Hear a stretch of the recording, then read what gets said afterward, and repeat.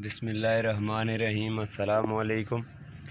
कैसे हैं सब दोस्त? उम्मीद करता हूँ ठीक ठाक होंगे, खैरियत से होंगे। दोस्तों, आज की जो वीडियो लेके आया हूँ ये होंडा सिटी 2018 मॉडल गाड़ी इसके ऊपर है। गाड़ी में मसला ये था कि ये फ्यूल एवरेज इसकी एक तो गड़बड़ थी और दूसरा जो है गाड़ी सडन एक्सीलेटर पे बिल्कुल बैठ जाती थी। दूसरे गियर में एसी लगा हो, जब आप रश में जा रहे हैं तो जैसे ही एक्सीलेटर देते थे गाड़ी बिल्कुल जिस तरह घुट जाती है उस तरह पोजीशन थी, एक्सीलेटर लेती ही नहीं थी। तो इसकी एक मुकम्मल कंप्यूटराइज ट्यूनिंग मैंने की है। आज की वीडियो इसके ऊपर है। तो आज की वीडियो शुरू करते हैं। जैसा कि आपको इस वक्त वीडियो में नज़र आ रहा होगा, ये होंडा सिटी 2018 मॉडल गाड़ी है। उसकी कॉइलें खुली हुई पड़ी हैं, उसके प्लग पड़े हैं, उसकी थ्रॉटल बॉडी पड़ी हुई है। इस सब के अलावा इसकी कैटलाइटिक सर्विसिंग भी हमने की है। सारी वीडियो उसके ऊपर मौजूद है।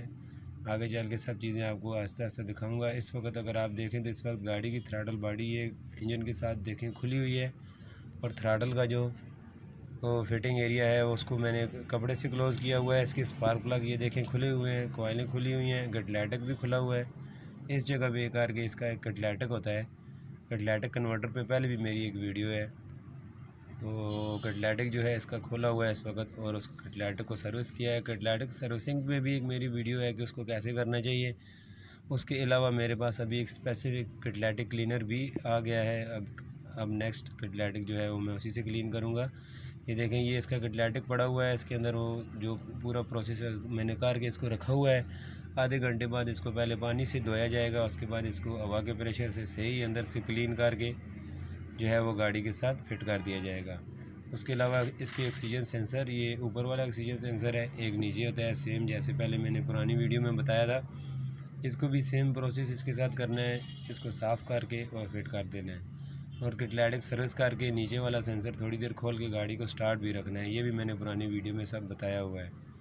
अभी देखें तो ये देखें थ्रॉटल फिट हो गई है गाड़ी की और कैटलाइटिक जो है अभी इसका फिट करना बाकी है। बाकी इसकी एयर क्लीनर असम्बली, सेंसर वगैरह हर चीज़ फिट हो गई है। स्पार्क प्लग फिट हो गया है, इसकी कॉइलें फिट हो गई हैं, जस्ट कैटलाइटिक फिट करना भी बाकी है। और इसकी जो है वो इस गाड़ी की मैंने जो ये मुकम्मल कंप्यूटराइज ट्यूनिंग की है तो उसके सारे जो मसाइल थे वो हल हो गए थे।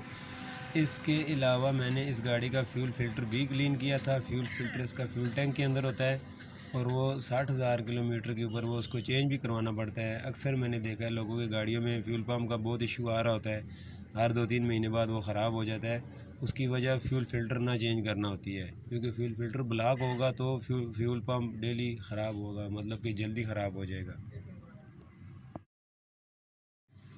तो फ्यूल पम्प जो है वो जल्दी ख़राब हो जाएगा, मतलब अपनी लाइफ पूरी वो नहीं करेगा। ये देखिए, इसका कैटलाइटिक बिल्कुल वाश हो गया है, इसलिए मैं थोड़ा सा अंदर से इसको दिखाने की कोशिश कर रहा हूँ।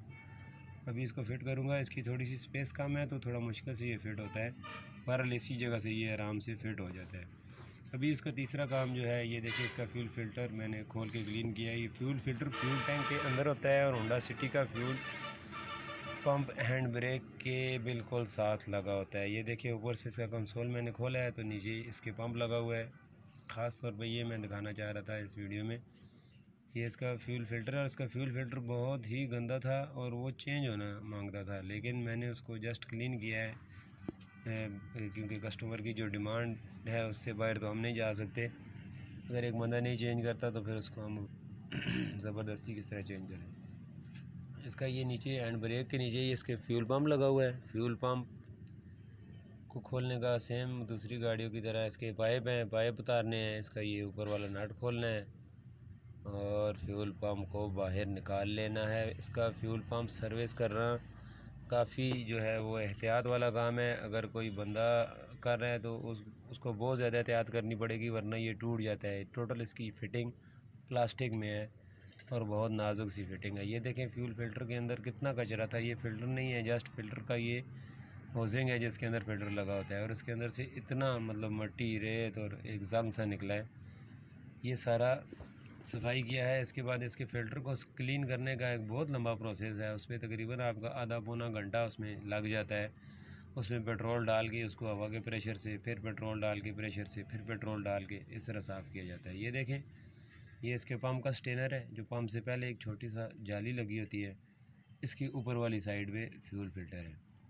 फ्यूल पंप इसके अंदर से निकाल के फिर फ्यूल फ़िल्टर को जो है वो साफ़ किया जाता है। अभी देखें तो ये देखें, ये इसका फ्यूल फ़िल्टर है, इसके अंदर से पेट्रोल पास होके आगे जाता है। और अगर ये ब्लॉक होगा तो फ्यूल पम्प डेली ख़राब होगा आपका, डेली मतलब कि 3-4 महीने चलेगा, 6 महीने चलेगा, ख़राब हो जाएगा। अगर आपका फ्यूल फ़िल्टर नया लगा हुआ है तो आपका फ्यूल पम्प 2 से 3 साल ख़राब नहीं होगा। अभी ये पूरी सर्विसिंग इसकी हो गई है। अभी इसको मैंने जस्ट संभल करना है और गाड़ी के अंदर इसको फिट कर देना है। बस इसकी ये मुकम्मल ट्यूनिंग थी। उसके अलावा इसको आखिर में स्कैनर लगा के इसके कोड वगैरह वाश करके फिर मैंने गाड़ी को चलाया। गाड़ी की फ्यूल एवरेज ज़बरदस्त हो गई थी और जो घुटने वाला मसला था वो भी ख़त्म हो गया था।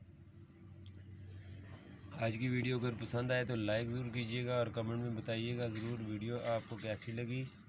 जितना हो सके दूसरों के लिए आसानियाँ पैदा करें। आप दूसरों के लिए आसानियाँ पैदा करेंगे तो अल्लाह पाक आपकी आसानियों को खुद ही आसान कर देंगे। ये देखें, इसका फ्यूल पम्प फिट हो गया। अभी जस्ट इसको मैं गाड़ी के अंदर फिट करूँगा और गाड़ी को स्टार्ट कर दूँगा। ठीक हो गया। बहुत एहतियात वाला काम है, घर पे किसी बंदे ने ट्राई नहीं करना। ये मैकेनिक से करवाएं और उस मैकेनिक से करवाएं जो सही स्पेशलिस्ट हो, वरना ये जो है वो डैमेज करने का भी बहुत इसका डर होता है।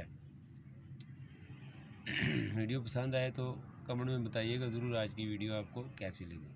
अल्लाह हाफिज़, फ़ी अमान अल्लाह।